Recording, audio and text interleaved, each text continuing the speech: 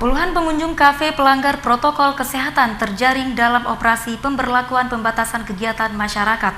Mereka yang melanggar langsung dilakukan swab antigen oleh petugas Minggu malam. Petugas juga membubarkan aktivitas kerumunan warga di kafe yang masih beroperasi hingga pukul 00 waktu Indonesia Barat. Ratusan warga pengunjung kafe di kawasan Kota Luk-Semawe dibubarkan paksa oleh petugas gabungan dalam operasi pembatasan aktivitas masyarakat untuk mencegah penyebaran COVID-19. Perubahan ini dilakukan agar tidak adanya kerumunan massa yang terjadi sejak memasuki bulan Ramadan hingga jelang Lebaran nantinya. Para pengunjung kafe yang terjaring karena melanggar protokol kesehatan juga dilakukan swab antigen oleh petugas secara random untuk memutuskan mata rantai penyebaran COVID-19.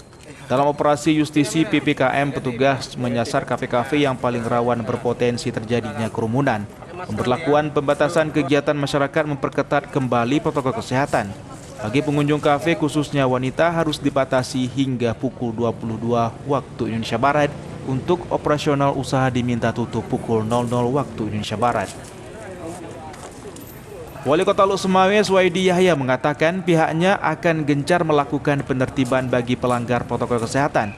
Mengingat saat ini tren perkembangan kasus COVID-19 di Kota Luk-Semawe dilaporkan meningkat. Suwaidi Yahya juga menambahkan, jika nanti ditemukan warga yang hasilnya positif, maka akan dikarantina di tempat yang telah disediakan oleh pemerintah atau karantina mandiri.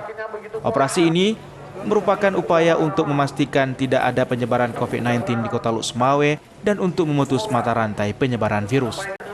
Kita yang pertama, apabila di kafe pengunjung tidak memakai masker, kita akan swab.